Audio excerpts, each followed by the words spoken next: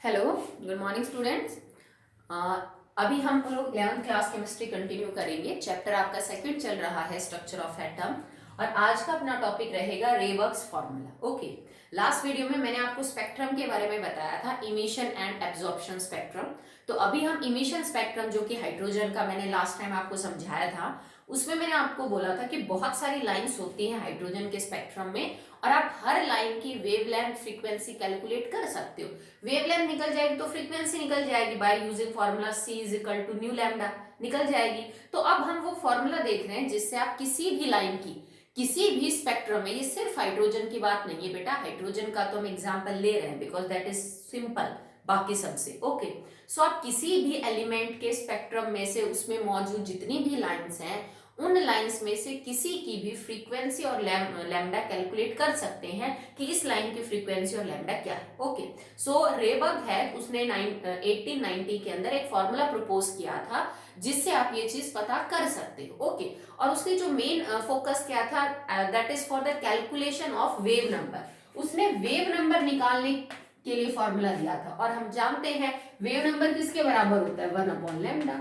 तो अगर wave number निकल के आ जाएगा तो लैम्डा भी आ जाएगी और लैम्डा आ जाएगा तो उससे हम फ्रीक्वेंसी भी निकाल सकते हैं। Okay, so what is the formula, it is equal to nu bar that is wave number is R. अब ये बेटा इसका कांस्टेंट है जो आपको याद करना पड़ेगा, दैट इज 109677। इसकी वैल्यू होती है आर की 109677 centimetre inverse.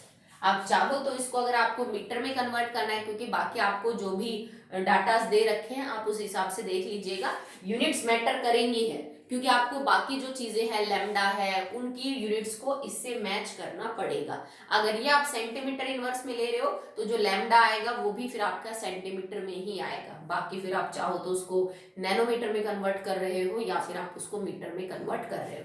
And now it is equal to 1 में n1 का स्क्वायर माइनस में 1 में n2 का स्क्वायर। ठीक है, और अगर आप हाइड्रोजन के लिए कर रहे हैं तो बहुत अच्छी बात है, अगर उसके अलावा किसी एटम के लिए आप इस फॉर्मूले को यूज कर रहे हो then multiply by it z square. z हमारा उस एलिमेंट का एटॉमिक नंबर है। जैसे हाइड्रोजन के लिए तो क्योंकि ये 1 ही होता है तो फर्क नहीं पड़ेगा कोई, आप 1 का स्क्वायर लगा रहे हो कि नहीं। ठीक है, r एक कांस्टेंट है जिसको हम रेवर्क्स कांस्टेंट बोलते हैं, जिसकी वैल्यू ये है। You can change the units into metre, angstrom, whatever. ये आपका वेव नंबर है, this is wave number. Okay, इससे हम लैम्डा निकालेंगे, नहीं चाहो तो इस वेव नंबर की जगह यहाँ पे सीधा 1/लैम्डा लेके आपका फॉर्मूला कर सकते हो। N1 और N2 तुम्हें ट्रांजिशन बताते हैं, क्योंकि बेटा देखो हमने हाइड्रोजन का इमिशन स्पेक्ट्रम पढ़ा, अब तुम इस बात को समझो कि N1 और N2 होते क्या है। मैंने ये न्यूक्लियस बनाया, ये हाइड्रोजन की पहली शेल, ये दूसरी शेल और ये तीसरी। अब ये नहीं कहना कि मैडम हाइड्रोजन में तो एक ही इलेक्ट्रॉन होता है तो दूसरी तरफ बेटा शेल तो होती है ना, माना कि वो अनऑक्यूपाइड इलेक्ट्रॉन से, इलेक्ट्रॉन नहीं है। इस हाइड्रोजन के अंदर यहाँ एक इलेक्ट्रॉन है। अब इमिशन स्पेक्ट्रम कब होता है, जब कोई रेडिएशन एब्जॉर्ब करी हो हाइड्रोजन ने और फिर वो उसको इमिट कर रहा हो। जैसे आपने डिस्चार्ज ट्यूब के अंदर हाइड्रोजन को रखा लो प्रेशर पे और उसको इलेक्ट्रिसिटी दी, ठीक है, बहुत ज्यादा हाई वोल्टेज आपने इलेक्ट्रिसिटी 10,000 वोल्ट दिया तो वो आयोनाइज हो जाएगा। ठीक है, उतनी एनर्जी अब्सॉर्ब करेगा फिर देन इमिट करेगा, क्योंकि एनर्जी हमेशा स्टेबिलिटी के इनवर्सली है। इलेक्ट्रॉन एब्सॉर्ब तो कर लेता है एनर्जी, जब आप भाई एक्स्ट्रा एनर्जी दोगे तो एब्सॉर्ब कर लेगा। और हर एनर्जी स्टेट की, हर जो ये ऑर्बिट है इसकी एनर्जी फिक्स है। आपने बोहर के अंदर पढ़ा है, Bohr model of atom 9th class की, हर ये जो शेल है इसकी एनर्जी फिक्स है। ठीक है, जैसे मान लो अगर इसकी 50 किलो जूल है, इसकी 100 है, इसकी 150, ये बराबर डिफरेंस नहीं होता, सिर्फ मैं समझाने के लिए बता रही हूँ। चलो आप इसको 250 मान लो, ऐसी एनर्जी है। तो इस शेल के अंदर जो भी इलेक्ट्रॉन होगा उसकी 50 किलो जूल एनर्जी होगी, इसकी 100 होगी, इसकी 250 होगी। अगर 50 किलो जूल वाले किसी इलेक्ट्रॉन को आप ऊपर से 500 किलो जूल एनर्जी और दे दो, हीट कर रहे हो, इलेक्ट्रिसिटी दे रहे हो, जो भी कर रहे हो, लाइट डाल रहे हो इसके ऊपर, इसको एनर्जी दे रहे हो आप, तो ये इस स्टेज में थोड़ी ना रहेगा, इस लेवल में थोड़ी ना रुकेगा। अगर तुमने इसकी एनर्जी, मान लीजिए तुमने इसको extra 200 kilo joule energy supply कर दी, अब इसकी एनर्जी टोटल कितनी होगी, 200 प्लस में 50, 250। अब ये 250 एनर्जी वाले ऑर्बिट में जाएगा ना कि यहाँ, तो आपका इलेक्ट्रॉन यहां से एक्साइट होके और इधर चला जाएगा। ये इसकी ग्राउंड स्टेट थी जहां ये पहले था। एनर्जी एब्सॉर्ब करने के बाद ये इसमें चला गया, now it is known as excited state. इसको हम क्या बोलते हैं, एक्साइटेड स्टेट। एक्साइट होके कहां चला गया, ये है ग्राउंड स्टेट, मतलब पहले कहां था। ओके, हो गया ये प्रोसेस। तो अब इलेक्ट्रॉन को पता है कि अगर मैंने एनर्जी एब्सॉर्ब कर ली तो मतलब मैंने मेरी एनर्जी बढ़ा ली, और एनर्जी बढ़ाते ही इलेक्ट्रॉन अनस्टेबल हो जाएगा, क्योंकि more is the energy less is the stability. Okay, so soon इसको रियलाइज हो जाता है। अब ये करे क्या, पहले जैसे स्टेबिलिटी के लिए, तो ये जो हायर ऑर्बिटल के अंदर ऑर्बिट के अंदर चला गया ना, अब ये वापस आना चाहता है अपने ग्राउंड स्टेट में। अब वापस आने के लिए तो बेटा इसको 50 किलो जूल एनर्जी चाहिए, और है फिलहाल इसकी कितनी है, 250 है। तो ये अपने अंदर से वो जो 200 किलो जूल एनर्जी है ना वो बाहर देता है। तो अब ये क्या करेगा, इस लेवल से वापस इसमें आएगा, और इसमें आने के लिए इसको एनर्जी इमिट करनी पड़ेगी।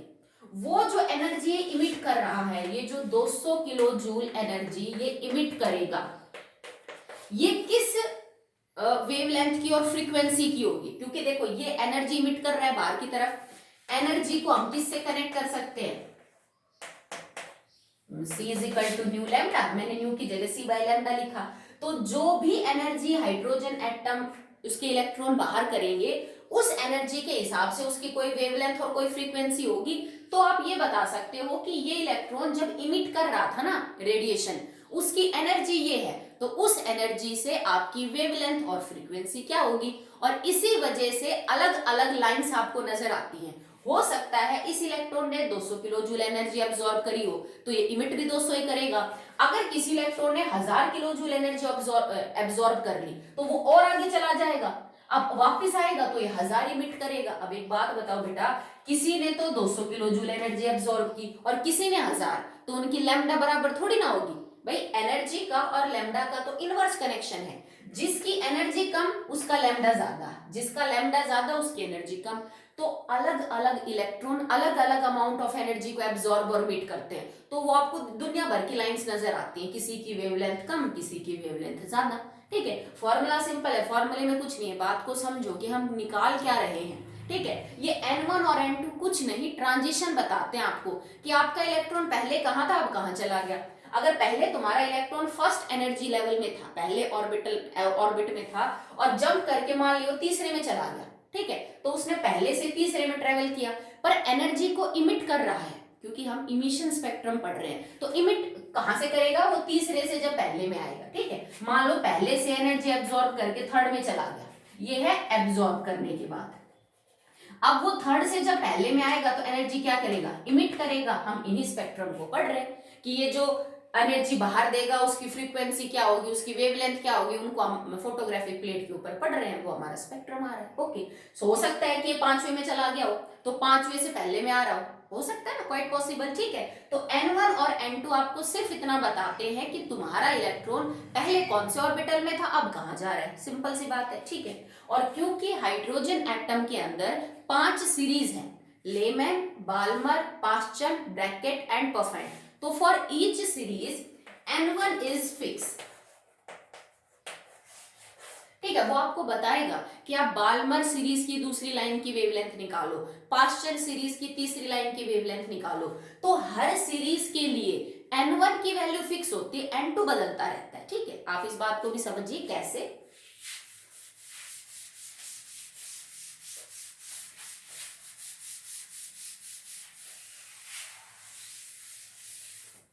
हम पांचों सीरीज लिख लेते हैं, ये बेटा सीक्वेंस वाइज याद होनी चाहिए, आपको आगे पीछे नहीं कर सकते। Lyman, Balmer, Paschen, Brackett and Pfund. ठीक है, कौन कौन से रीजन में पाई जाती है मैंने सब बता दिया था। In the ultraviolet region, this is in the ultraviolet region, it is in the visible and all 3 in the infrared IR region के अंदर ये पाई जाती है। मतलब इनकी वेवलेंथ इनके बीच में मिलेंगी, क्योंकि इन रेडिएशंस की भी कोई पर्टिकुलर वेवलेंथ नहीं, रेंज में काम करती हैं, तो रेंज में तो बहुत सारी आ सकती है लाइंस। ठीक है, अब लेमैन सीरीज जो होगी ना उसके लिए N1 हमेशा 1 होगा। लेमैन सीरीज के अंदर जितनी भी, जैसे मैंने ये स्पेक्ट्रम बनाया ऐसे कुछ है, यहां तक लेमैन है, फिर आपकी पास्चन है, फिर आपकी ब्रैकेट है, फिर आपकी पफेंट है, लेमैन, बाल्मर, पास्चन, ब्रैकेट और ये आपके मान लीजिए परफेंड है, ठीक है। तो अब आपको करना क्या है कि जो लेमन सीरीज है ना उसके लिए n की वैल्यू हमेशा क्या होगी, 1 होगी। Okay, so here n1 is always be equal to 1। अगर बाल्मर सीरीज है तो n1 की वैल्यू हमेशा क्या होगी, 2।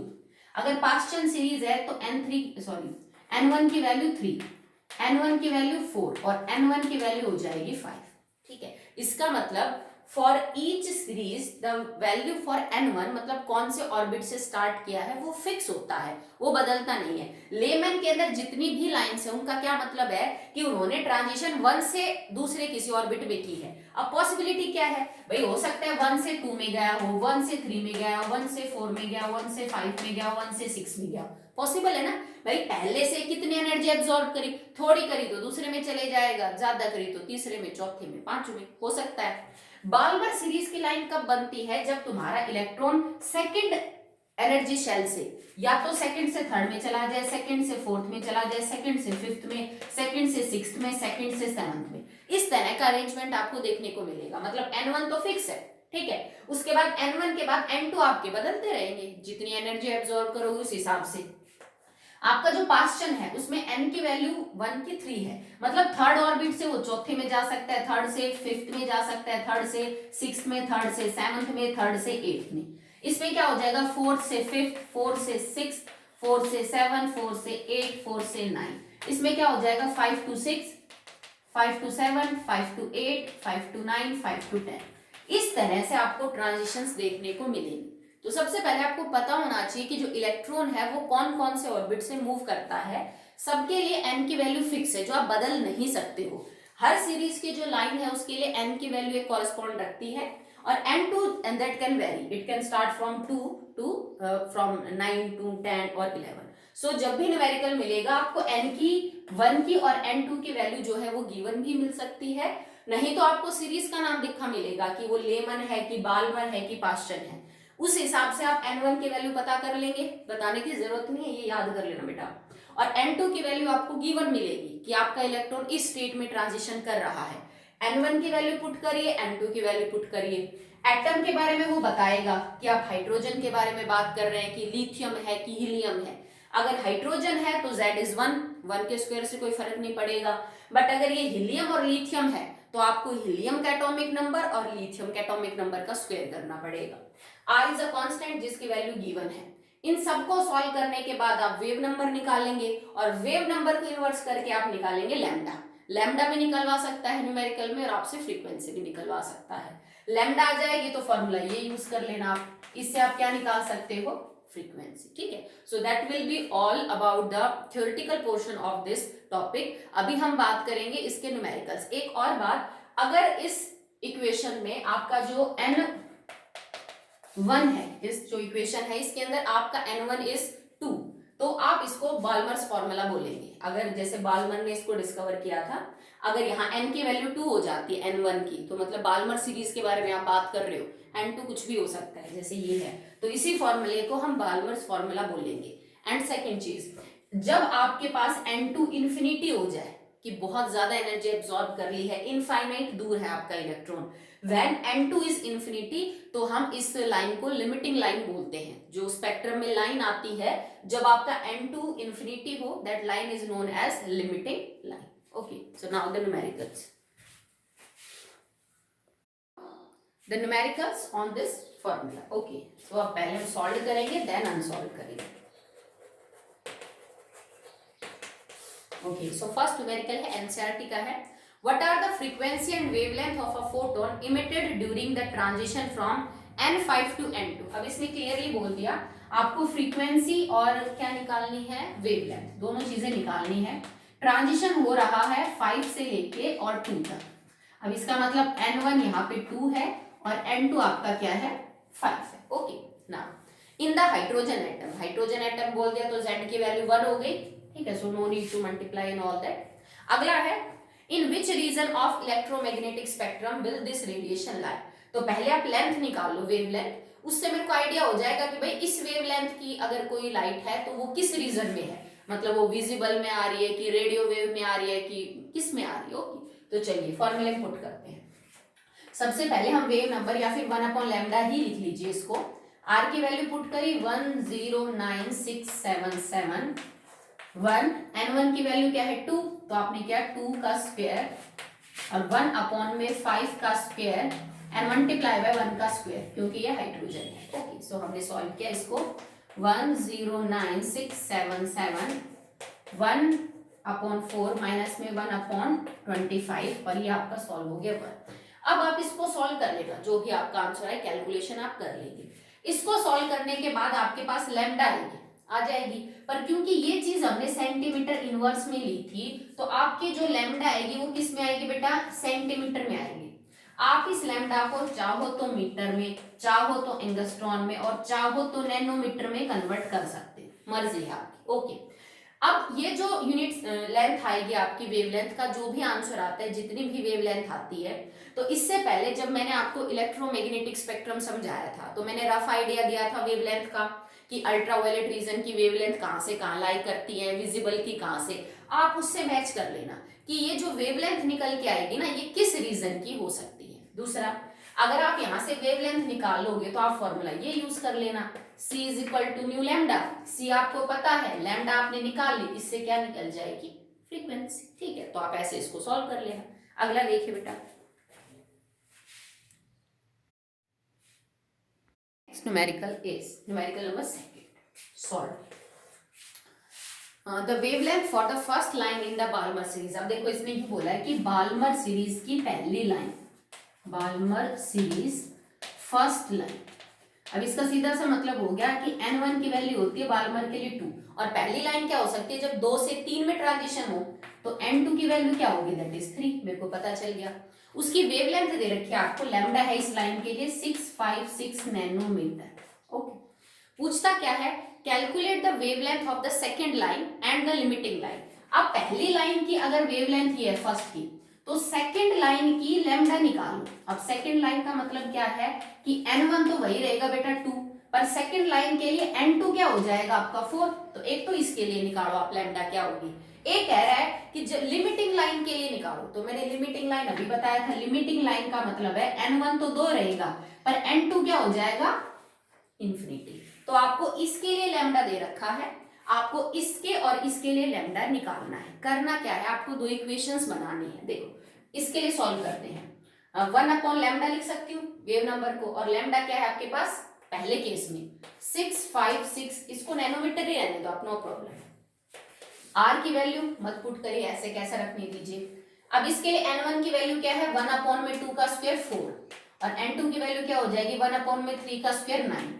आप इस इक्वेशन को सॉल्व कर लीजिए, ठीक है, या फिर आप चाहो तो इसको यूं ही रहने दो, 1 upon 656 is equal to R, और इसको अगर आप सॉल्व करेंगे 1/4 माइनस में 1/9 तो आपका आंसर कुछ आएगा शायद, it can be 5 upon 36, R 5 upon 36 ये आ जाएगा, सॉल्व कर लोगे नो प्रॉब्लम। ठीक है, अब आपके पास एक इक्वेशन ये बन के आ गई, इसमें तुम्हें R नहीं पता, एक्चुअली में कांस्टेंट है, चाहो तो सॉल्व भी कर सकते हो, नो प्रॉब्लम एट ऑल। अब आप ये इक्वेशन करिए, इसके लिए इक्वेशन बनाइए। इस इक्वेशन में आपको लैम्डा भी नहीं पता तो आप 1 अपॉन लैम्डा लिखेंगे इसके लिए।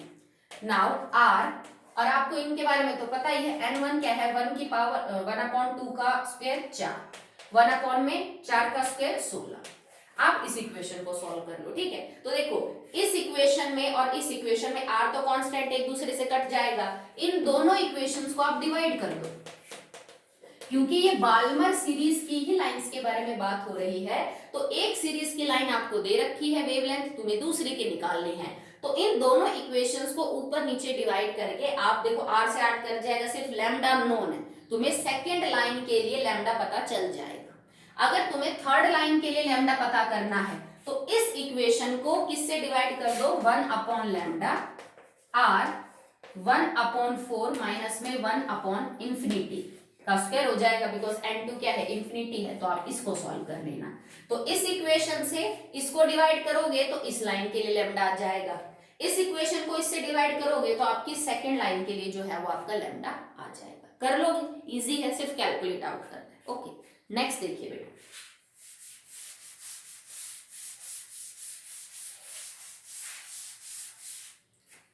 थर्ड क्वेश्चन है, calculate the wavelength of the spectrum line obtained in the spectrum of lithium 2 positive. ठीक है, इट इज लिथियम 2 पॉजिटिव। अब लिथियम 2 पॉजिटिव के बारे में बात कर रहा है, इसका मतलब मेरे को Z लेना पड़ेगा और लिथियम का एटॉमिक नंबर क्या है 3, तो Z की वैल्यू 3 है। Transition takes place between two levels whose sum is 4 and difference is 2। अब क्या कह रहा है कि ट्रांजिशन के जो लेवल है ना, मतलब N1 और N2 है, उन दोनों का सम तो क्या है 4 है, और उनके बीच का जो डिफरेंस है दैट इज 2, और आपका जो N2 माइनस में N1 है दैट इज 2। इसने हिंट दिए, साफ साफ नहीं बताया कि लिथियम 2 पॉजिटिव है, उसमें ट्रांजिशन हो रही है, और N1 और N2 का जो जोड़ है वो तो 4 है, और N2 माइनस में N1 जो है वो क्या है बेटा आपका 2 है। तो इसका मतलब सिंपल सी बात है, इट इज 3 माइनस में 1 2 हो गया, एंड इट इज 3 अब 1 प्लस में 3 दैट इज 4। तो इससे क्लियरली पता चलता है कि मेरा N2 जो है वो तो 3 है, N2 is 3 और N1 जो है मेरा वो 1 है, ये पता चल गया। लिथियम का एटम है, हम फॉर्मूला यूज करेंगे 1 upon lambda is equal to R 106977 1 upon में N1 क्या है 1 अपॉन में 1 का स्क्वायर माइनस में 1 अपॉन में 3 3 3 जा 9। ठीक है, आपको ये चीज सॉल्व करनी है, ठीक है, और मल्टीप्लाई भी करना है 3 का स्क्वायर दैट इज 3 3 जा 9। तो आपकी इक्वेशन ये हो जाएगी 1 अपॉन लैम्डा 106977 1 अपॉन 1 माइनस में 1 अपॉन 9 एंड मल्टीप्लाई बाय 9। सब कुछ गिवन है, आप यहां से लैम्डा निकाल सकते हो, नो प्रॉब्लम एट ऑल। जो लैम्डा निकल के आएगा वो लैम्डा आपका सेंटीमीटर में होगा, क्योंकि आपने ये जो कांस्टेंट है इसकी यूनिट है यहाँ पे सेंटीमीटर इनवर्स। चाहो तो सेंटीमीटर में छोड़ दो, कोई प्रॉब्लम नहीं है, नहीं तो आप इसको चाहो तो मीटर, एंगस्ट्रॉन, नैनोमीटर में भी कन्वर्ट कर सकते हैं। ओके, तो आपके सॉल्व 3 थे, मैंने तीनों के तीनों करवा दिए। अब मैं अनसॉल्व करवा देती हूँ 1 2, बाकी आप कर लेना। 3 ही है तो 1 2 मैं करवा देती हूँ, बाकी आप कर लेना। ओके, सो ये आपका थर्ड सॉल्व न्यूमेरिकल था, जिसके अंदर आपको सिंपल बता रखा था कि N1 प्लस N2 की वैल्यू 4 है लिथियम के लिए, और N2 माइनस में N1 जो है वो 2 है। Z की वैल्यू पता थी, लिथियम है, हमने N2 N1 के लिए सॉल्व किया, फॉर्मूले में पुट किया, आपका आंसर आ गया सीधा। ठीक है, अगला देखिए अनसॉल्व का फर्स्ट। इसमें 3 ही न्यूमेरिकल हैं, ज्यादा नहीं है, तो चलिए स्टार्ट करते हैं with the first. Calculate the wavelength of the Balmer formula where n is 3। आपको लैम्डा निकालना है, बाल्मर दे रखी है सीरीज, ये निकालना है, और n की वैल्यू जो है वो 3 है। इसका सीधा सा मतलब है बेटा आपको N2 3 दे रखा है, क्योंकि बाल्मर के लिए N1 तो फिक्स है, बाल्मर के लिए N1 की वैल्यू तो 2 है, तो आपका N2 कितना है 3। तो मैं इक्वेशन बना देती हूँ, आप सॉल्व कर लेना। 1 upon lambda is equal to 109677 1 upon में 2 का स्क्वायर 4 और 1 अपॉन में 3 का स्क्वायर 3 3 जा 9।